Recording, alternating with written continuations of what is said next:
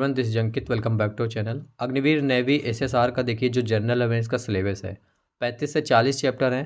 तो उसकी हम एक कंप्लीट पीडीएफ बना रहे हैं चैप्टर वाइज एमसीक्यूज की, और हिंदी और इंग्लिश दोनों लैंग्वेज में बना रहे हैं। तो ये जो पीडीएफ है ये आपको सिलेक्शन दिलाएगा, रिटन एग्जाम निकालेगा। ये पीडीएफ आपको मिलेगी 1 जनवरी 2023 को। अगर ये वीडियो आप उसके पहले देख रहे हो तो आप वेट करिए, उसके बाद देख रहे हो तो डिस्क्रिप्शन पे चेक करिए, आपको लिंक मिल जाएगा।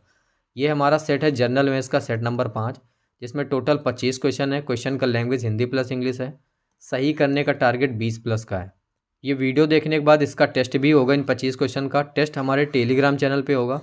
टेलीग्राम चैनल का लिंक डिस्क्रिप्शन पे है, या फिर टेलीग्राम पे सर्च करिए @अंकित सिंह 38। हमारा टेलीग्राम चैनल आ जाएगा, ज्वाइन करिए, वहाँ पर इसका टेस्ट लगाइए। चलिए स्टार्ट करते हैं।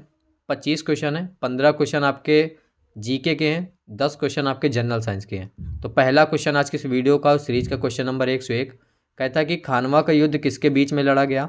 The battle of Khanwa was fought between Aurangzeb और बैरम खां, बाबर और राणा सांगा, शेरशाह और हुमायूं, महाराणा और अकबर। तो आपसे पूछा गया इस क्वेश्चन में कि खानवा का युद्ध किसके बीच लड़ा गया। एक एग्जाम में पूछा गया था कि खानवा का युद्ध कब लड़ा गया था।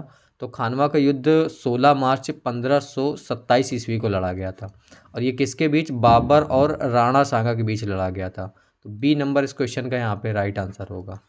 अगला क्वेश्चन देखिए, निम्न में से किसके द्वारा विद्युत बल्ब का आविष्कार किया गया। Who among the following invented the electric bulb. J Thomson, Waterman, right बंधु, थॉमस एल्वा एडिसन। तो क्वेश्चन नंबर 102 है, विद्युत बल्ब का जो आविष्कार है वो किया था थॉमस एल्वा एडिसन ने। तो ऑप्शन नंबर जो डी है इस क्वेश्चन का वो राइट आंसर होगा। अगला क्वेश्चन देखिए, सोडियम हाइड्रोक्साइड ये किसका रासायनिक नाम है। Sodium hydroxide is the chemical name of धोने का सोडा, साधारण नमक, सिंदूर या फिर कास्टिक सोडा। तो क्वेश्चन नंबर 103 बताइए, सोडियम हाइड्रोक्साइड ये किसका रासायनिक नाम है। तो ये रासायनिक नाम है कास्टिक सोडा का। तो ऑप्शन नंबर डी इस क्वेश्चन का राइट आंसर होगा। सोडियम हाइड्रोक्साइड का जो सूत्र होता है वो होता है NaOH। नेक्स्ट क्वेश्चन देखिए, वे पदार्थ जिनका परमाणु भार समान तथा परमाणु क्रमांक भिन्न हो क्या कहलाते हैं। What are the substances whose atomic weight is the same and atomic number is different। समस्थानिक, समभारिक, समन्यूट्रॉनिक या फिर उपयुक्त सभी। तो 104 नंबर क्वेश्चन है, परमाणु भार समान है और परमाणु क्रमांक भिन्न है, ऐसे पदार्थ को क्या कहते हैं, वो कहते हैं समभारिक। ऑप्शन नंबर बी इस क्वेश्चन का राइट आंसर होगा। नेक्स्ट क्वेश्चन देखिए, मरासमस लिखा है, ये होगा मरासमस लिखा है, मरासमस होता है। मरासमस रोग ये किसकी कमी के कारण होता है। Marasmus disease is caused due to the deficiency of vitamin, insulin, toxin, protein. तो क्वेश्चन नंबर 105 है, मरासमस रोग किसके कमी के कारण होता है। देखिए बच्चों में डायरिया, सांस संक्रमण होना या फिर खांसी होना, ये मरासमस रोग के लक्षण है, और ये होता है प्रोटीन की कमी के कारण। तो ऑप्शन नंबर डी जिन्होंने भी सिलेक्ट किया है उनका जो जवाब है वो सही है। अगला क्वेश्चन देखिए, मुगल साम्राज्य का आरंभ किस युद्ध से हुआ। With which war did the Mughal empire begin. Buxar का युद्ध, पानीपत की तीसरी लड़ाई, पहली लड़ाई या फिर खानवा का युद्ध। तो क्वेश्चन नंबर 106 है, मुगल साम्राज्य का जो आरंभ है ये कब से हुआ। तो ये हुआ पानीपत की पहली लड़ाई। ठीक है, ऑप्शन नंबर सी, पानीपत की पहली लड़ाई से हुआ, सी नंबर राइट आंसर होगा। अगला क्वेश्चन देखिए, जापान की मुद्रा का क्या नाम है। What is the name of currency of Japan.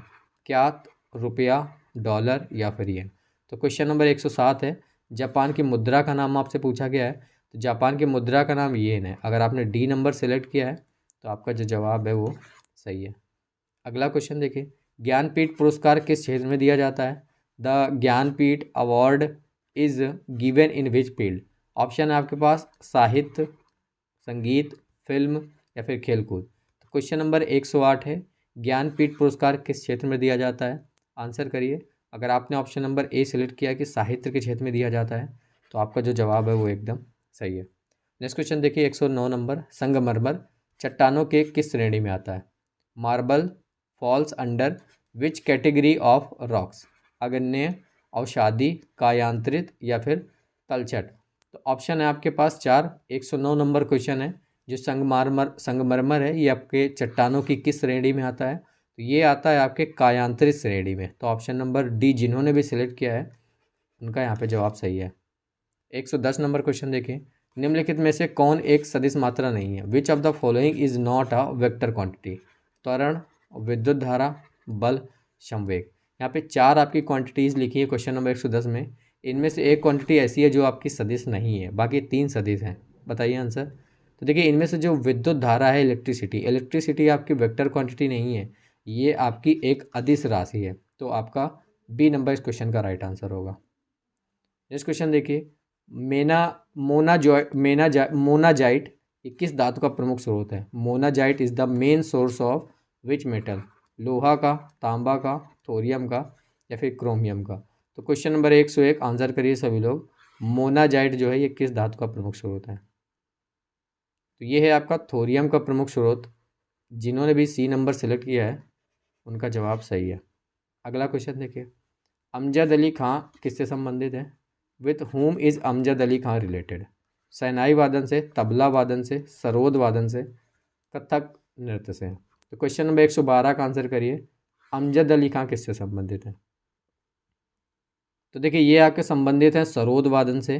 तो ऑप्शन नंबर सी इस क्वेश्चन का नाम राइट आंसर हो जाएगा। अगला क्वेश्चन, हर्षवर्धन को किसने पराजित किया? Who defeated Harshvardhan? प्रभाकर वर्धन, पुलकेशिन द्वितीय ने, नरसिंह वर्मन ने या फिर गोपाल ने? तो क्वेश्चन नंबर 113 है, हर्षवर्धन को किसने पराजित किया था? जवाब दीजिए। तो हर्षवर्धन को पराजित किया था पुलकेशिन द्वितीय ने। तो ऑप्शन नंबर बी जिन्होंने भी सिलेक्ट किया है उनका जवाब सही है। 114 नंबर क्वेश्चन है, पृथ्वी के किस भाग पर जी का मान अधिकतम होता है? Which part of the earth has the maximum value of जी?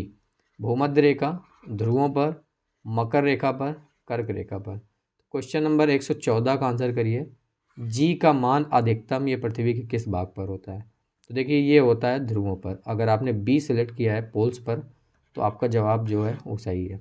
जी का मान अधिकतम ध्रुवों पर होता है, न्यूनतम विषुवत रेखा पर होता है। अगर जी का मान 0 की बात करें तो वो पृथ्वी के केंद्र पर होता है। तो ये तीनों क्वेश्चन आपके इंपॉर्टेंट है। क्वेश्चन नंबर 115, किस अंग को आरबीसी का कब्रिस्तान कहा जाता है? Which organ is called the graveyard of RBC? प्लीहा, यकृत, हृदय या फिर वृक्क? तो क्वेश्चन नंबर 115 का आंसर करिए, आरबीसी मतलब red blood cells. Red blood cells का कब्रिस्तान किसे कहा जाता है? अगर आप ऑप्शन नंबर ए सिलेक्ट करें कि प्लीहा को कहा जाता है, स्प्लीन को, तो आपका जो जवाब है वो सही है।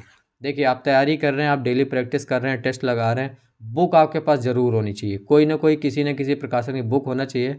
मैं आपसे केवल यूट्यूब पे, टेलीग्राम पे मिला के पूरे 24 घंटे में सिर्फ 1 घंटा लेता हूँ। 23 घंटे आपके पास है जिसमें कुछ घंटे आपको अपनी बुक को देने पड़ेंगे, आपको रिटन एग्जाम निकालना है तो। इसके अलावा सबसे इंपॉर्टेंट काम आपको ऑनलाइन टेस्ट लगाने पड़ेंगे, क्योंकि आपको जो एग्ज़ाम है वो ऑनलाइन होगा, तो आपको ऑनलाइन प्रैक्टिस करनी है। ऑनलाइन प्रैक्टिस नहीं करोगे रिटन एग्जाम आप नहीं निकाल पाओगे, क्योंकि 30 मिनट में 50 क्वेश्चन आपको करने होते हैं। अभी आप कॉपी पेन लेके बैठे हो और 30 मिनट के पेपर को आप 50-50 मिनट, 60-60 मिनट में सॉल्व कर रहे हो, तो कैसे पता चलेगा? जब एग्जाम में बैठोगे तो वहाँ तो आपको सिर्फ 30 मिनट मिलेंगे। तो ऑनलाइन प्रैक्टिस करिए, क्योंकि ऑनलाइन जो प्रैक्टिस है, जिस तरीके का आपका एग्जाम होगा सेम टू सेम यहाँ पे होगा। मतलब एग्जाम से पहले आपको 10, 20, 30 बार जितने प्रैक्टिस सेट आपको मिल जाते हैं वो लगाइए, उतनी बार एग्जाम दीजिए। तो ऑनलाइन प्रैक्टिस सेट मैं 2-3 दिन में आपको बताने वाला हूँ कौन से प्रैक्टिस सेट्स लगाने हैं आपको, जो आपके एग्जाम के लिए यूज़फुल रहेंगे, जिससे ऑलमोस्ट आपका 40 से 50% पेपर भी आए और आपकी प्रैक्टिस हो जाए। ठीक है, बताऊंगा 2-3 दिन में। चलिए अगला क्वेश्चन देखिए, 116 नंबर क्वेश्चन है, ग्रीनोकाइट किस धातु का अयस्क है? Greenockite is an ore of which metal? Cadmium, gallium, calcium, germanium? तो ग्रीनोकाइट किस धातु का अयस्क है बताइए। आंसर दीजिए कमेंट बॉक्स में। राइट आंसर इसका ऑप्शन नंबर ए होगा, कैडमियम। जिन्होंने भी ए नंबर सेलेक्ट किया है उनका जवाब यहाँ पे सही है। अगला क्वेश्चन देखिए, छत्रपति शिवाजी महाराज किस वंश के शासक थे? Chhatrapati Shivaji Maharaj was ruler of which dynasty? Nanda वंश, हर्यक वंश, मौर्य वंश, मराठा वंश? तो बताइए क्वेश्चन नंबर 117 का आंसर, छत्रपति शिवाजी महाराज ये किस वंश के शासक थे? अगर आप मराठा वंश कह रहे हैं, ऑप्शन नंबर डी कर रहे हैं, तो आपका जो जवाब है वो सही है। नेक्स्ट क्वेश्चन देखिए, भारत की कम्युनिस्ट पार्टी की स्थापना कब हुई थी? When was the communist party of India established? 85 में, 1925 में, 29 में, फिर 1930 में। तो क्वेश्चन नंबर 118, भारत की जो कम्युनिस्ट पार्टी है इसकी स्थापना कब हुई थी? इसकी स्थापना हुई थी 1925 ईस्वी में। तो ऑप्शन नंबर अगर आप बी सेलेक्ट कर रहे हैं तो आपका जवाब सही है। 119 नंबर क्वेश्चन है, निम्न में से कौन एक अर्धचालक है? Which of the following is a semi conductor? Phosphorus, लकड़ी, सिलिकॉन या फिर जल? क्वेश्चन नंबर 119, एक अर्धचालक इनमें से कौन सा है, बताइए। तो देखिए सिलिकॉन जो है ये आपका इनमें से एक अर्धचालक है। तो ऑप्शन नंबर सी इस क्वेश्चन का राइट आंसर होगा। अगला क्वेश्चन देखिए, मनसबदारी प्रथा किसके द्वारा लागू की गई? Mansabdari system was implemented by Akbar, Shahjahan, Jahangir, Babur. तो क्वेश्चन नंबर 120 का आंसर करिए। क्वेश्चन में पूछा गया आपसे कि मनसबदारी ये किसके द्वारा लागू की गई। तो देखिए मनसबदारी जो प्रथा है इसके बारे में थोड़ा सा मैं समझा देता हूँ। मनसबदारी में जो मनसब शब्द है इसका अर्थ है, मनसब का अर्थ है यहाँ पे पद। पद इन द सेंस इंग्लिश में आप समझो रैंक। तो मनसब शब्द मतलब शासकीय अधिकारियों तथा सेनापतियों का पद निर्धारित करता था, समझ गए। तो ये किसके द्वारा लागू की गई थी, आपसे पूछा गया। तो ये की गई थी अकबर के द्वारा लागू। ऑप्शन नंबर ए इस क्वेश्चन का राइट आंसर हो जाएगा। सार्स किसके द्वारा फैलने वाला रोग है? SARS is a disease spread by जीवाणु द्वारा, विषाणु द्वारा, कवक द्वारा, प्रोटोजोआ द्वारा। तो क्वेश्चन नंबर 121 का आंसर करिए। तो देखिए ये आपका वायरस के द्वारा फैलने वाला एक रोग है सार्स। तो ऑप्शन नंबर बी विषाणु द्वारा इस क्वेश्चन का राइट आंसर होगा। अगला क्वेश्चन देखिए, श्वेत क्रांति का संबंध किससे है? With whom is the white revolution related? गन्ना उत्पादन, दुग्ध उत्पादन, तिलहन उत्पादन, मत्स्य उत्पादन। 122 नंबर में श्वेत क्रांति का संबंध पूछा गया।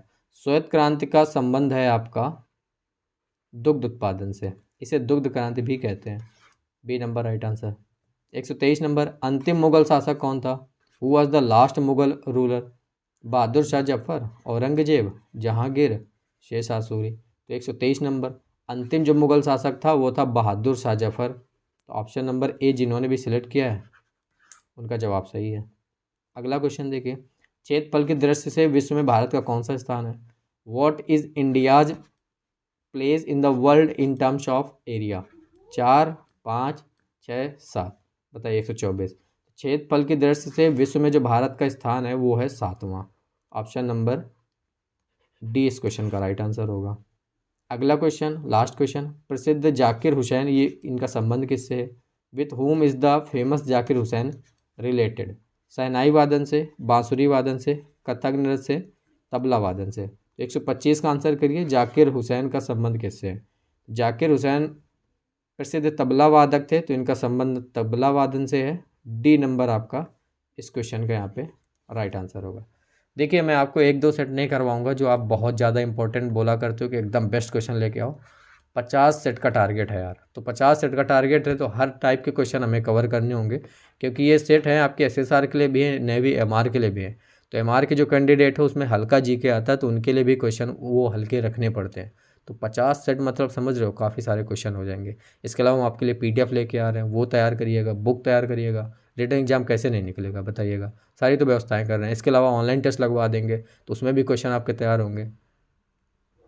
चलिए हमारी जो पीडीएफ है वो आपको 1 जनवरी को मिलेगी। अगर उसके बाद ये वीडियो देख रहे हो तो डिस्क्रिप्शन में चेक करिएगा, आपको लिंक मिल जाएगा।